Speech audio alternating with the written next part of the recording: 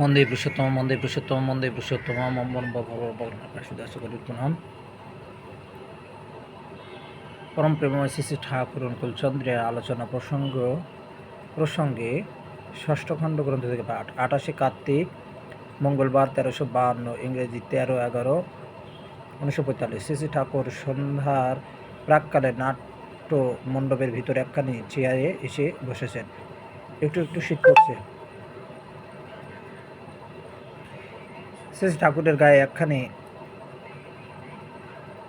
আরদির চাদর, কালো চটি জুতা জোড়া সামনে রেখে চেয়ারের উপর পা দুখানি গুটিয়ে বসেছেন। পাশে গাড়ু, গামছা, তামাক, সুপারি, টিকে, গড়গড়া, দাঁতখোটা ইত্যাদি। বেলা পড়ে এসেছে। অনেকে কাশীপুরের হাট সেরে জিনিসপত্র নিয়ে কেমিক্যালের মাঠের ভিতরে দিয়ে তড়িৎ পদে বাড়ি ফিরছে। শ্রী শ্রী ঠাকুর স্নেহল দৃষ্টিতে সেদিকে চেয়ে চেয়ে দেখছেন, চুপচাপ বসে আছেন। ধীরে ধীরে দিনের আলো অলক্ষিতে করুণ ও ম্লান হয়ে উঠেছে। তপবনের পাশে বাঁশবনে পাখির দল সবিত্রীদেবকে বিদায় অভিনন্দন জানিয়ে সবরী সুন্দরীকে আবাহন করছে। খস করে দেশলের কাঠি জ্বালার শব্দ হলো। কাশীদা রায়চৌধুরী লণ্ঠন ধরিয়ে দিলেন। শ্রী শ্রী ঠাকুর একবার আশপাশে চেয়ে দেখলেন, কাছে বসে আছেন কৃষ্ণদা ভট্টাচার্য, রবীন্দ্রা বন্দ্যোপাধ্যায়, পঞ্চানন্দা সরকার, পেরিদা নন্দী।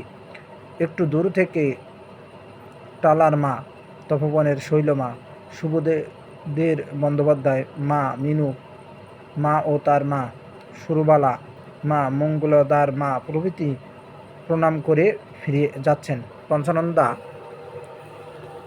স্বয়ম্ভু মানে কি? শ্রী ঠাকুর যা নিজে থেকে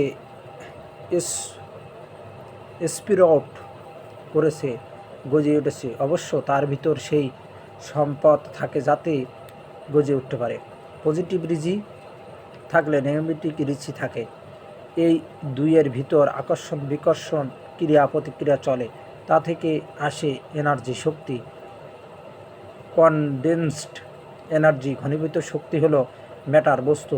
এনার্জি শক্তি হিসাবে যখন তা থাকে তখন তার কোনো রূপ বা আকার থাকে না, তাই মনে হয় কিছুই নেই। ওই নিরাকার এনার্জি শক্তি যখন আকার লাভ করে তখন তাকে মনে হয় স্বয়ম্ভু। কিন্তু কিছুই কজলেস, কারণহীন নয়। স্থূলের পেছনে সূক্ষ্ম, সূক্ষ্মর পেছনে কারণ, কারণ আছে বলেই সূক্ষ্ম ও স্থূল আছে। কারণের মধ্যে আছে কারণের স্পন্টেনিয়াস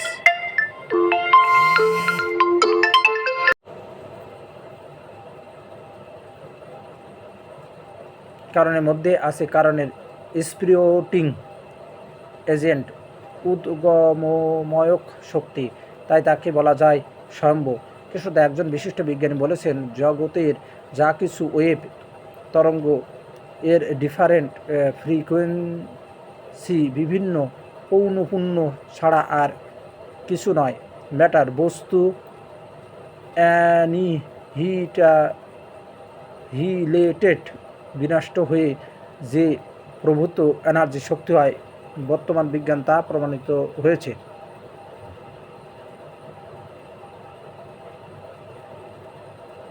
চেষ্টা করে এনার্জি, ম্যাটার, এনার্জি শক্তি, ম্যাটার, বস্তু ও লাইফ, জীবন, এই তিনের মধ্যে সৎ, চিত ও আনন্দ অর্থাৎ অস্তিত্ব, সাড়া দেওয়া নেওয়ার ক্ষমতা ও বৃদ্ধি পাওয়া, এই তিনটে ফ্যাক্টর উপাদান আছে বলে আমার মনে হয়। তবে ডিগ্রি মাত্রার তফাৎ। আমি এমনতর বোধ করি, কনভার্জিং এনার্জি, একমুখী শক্তি ম্যাটারে বস্তুতে ইভলভ করে বিবর্তিত হয়। ম্যাটার বস্তু এর বিহিত কনভার্জিং কম্বিনেশান, একমুখী সমাবেশের ফলে গজায় লাইফ, জীবন। লাইফ, জীবন আবার সুপিরিয়র টেনশনে, উন্নত টানে যত কনসেন্ট্রেটেড, একাগ্র হয়ে ওঠে ততই বিকামিং বৃদ্ধির দিকে এগিয়ে যায়।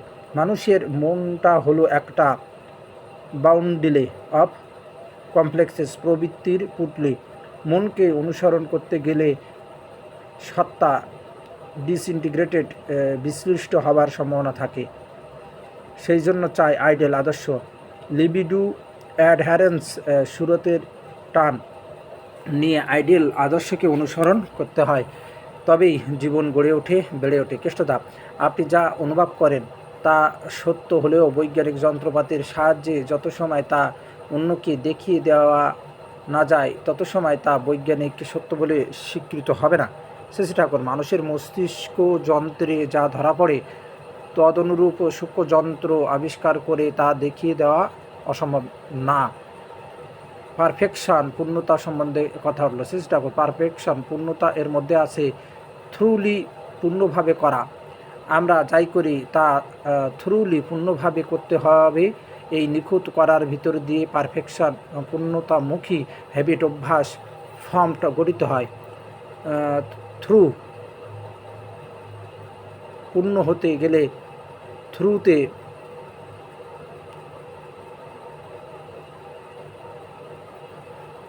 মাধ্যমে যেতে হবে, যেখানে যে বিধি সেই বিধি অনুযায়ী করতে হবে। জীবনে যদি পূর্ণতা পেতে হয় তবে পূর্ণ কাউকে ধরতে হবে। He must be beyond jurisdiction of our complexes. তিনি হবেন আমাদের প্রবৃত্তির এলাকার ঊর্ধ্বে। কমপ্লেক্স প্রবৃত্তি এর যে কোনো ইম্পালস প্রেরণায় আসুক না কেন তাকে ডাইরেক্ট পরিচালিত করতে হবে তার দিকে। তার ফুলফিলমেন্ট, পরিপূরণ ছাড়া নিজের ফুলফিলমেন্ট, পরিপূরণ বলে আলাদা কিছু থাকবে না। এভাবে না চললে কমপ্লেক্স প্রবৃত্তি এর সঙ্গে আইডেন্টিফাইড একাকার হয়ে থাকলে বিকামিং, বৃদ্ধি বলে কিছু হবে না। Becoming is always dependent on attachment two superior beloved. বৃদ্ধি সবসময় প্রেষ্টের প্রতি টানের উপর নির্ভরশীল।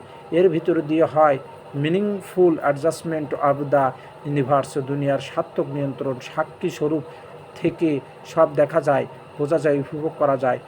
হরেক রকমে লাইফে জীবনটাকে এনজয়, উপভোগ করা যায়। প্রবৃত্তিগুলি যদি আমাদের কানে দড়ি দিয়ে লাখ না শোনে না চায় তখন আর উপভোগ থাকে না। একটা মুহূর্ত যদি আমি আমাতে না থাকি তাহলে উপভোগ করবে কে? একেই বলে পরাধীনতা। স্বাধীন আমরা তখনই হতে পারি যখন আমরা সর্বতোভাবে প্রেষ্টের অধীন হই। বিং, সত্তা জিনিসটাই ডিপেন্ডেন্টলি ইন্ডিপেন্ডেন্ট, পরাধীনভাবে স্বাধীন। জন্ম নিতেই লাগে মা আর বাবা, বাবা ও মা ছাড়া পারে না, মাও বাবা ছাড়া পারে না। তাই প্রেষ্ট ছাড়া পারফেকশন, পূর্ণতা এর ধান্দা বাতুলতা। যতই মাকু ঘোরো ফেরো, চরকি ছাড়ানো। একটু থেমে হাসতে হাসতে বললেন, দেখেন কেষ্টদা, বৈষ্ণবদের ওই যে কথা, জীব কৃষ্ণের নিত্য দাস, ও বড় জব্বর কথা। দাস মানে দান। Man is the gift of the eternal cohesive attraction. মানুষ চিরন্তন সংযোজনী সংকর্ষণের দান। কোহিসিভ আর্চ, সংযোজনী আকুতি সবারই আছে। সেই আর্চ আকুতি নিয়ে যুক্ত হতে হবে সর্বসত্তাকর্ষক কৃষ্ণ, অর্থাৎ তার মূর্ত বিগ্রহ গুরুর সঙ্গে। তবেই আমরা স্বস্থ থাকবো, প্রকৃষ্ট থাকবো, নচেৎ আলায় বালায় আর ছাড়বে না। আবার ওই যোগ নিরতি কার কতখানি অটুট তা বোঝা যায়, তার চলা বলা করা কতখানি থ্রৌগ ও আনব্যালেন্ডারিং, নিখুঁত ও নির্ভুল। তাই দেখি জন্ম মৃত্যু রহস্য সম্বন্ধে কথা হলো। শ্রী ঠাকুর, মৃত্যুর সময় মানুষ একটা ভাব বা চিন্তার ভিতর লয় পেয়ে যায়। ওই ভাব বা চিন্তার ভিতর তা যা কিছু ডিপার ইম্প্রেশন ও ইনক্লাইনেশন, গভীর ছাপ ও ঝোঁক, কনসেন্ট্রেটেড, একাগ্র হয়ে থাকে। কোনো দম্পতির মিলনকালে ওই ভাবের সঙ্গতি যেখানে সৃষ্টি হয় সেখানে তার আসা সম্ভব হয়।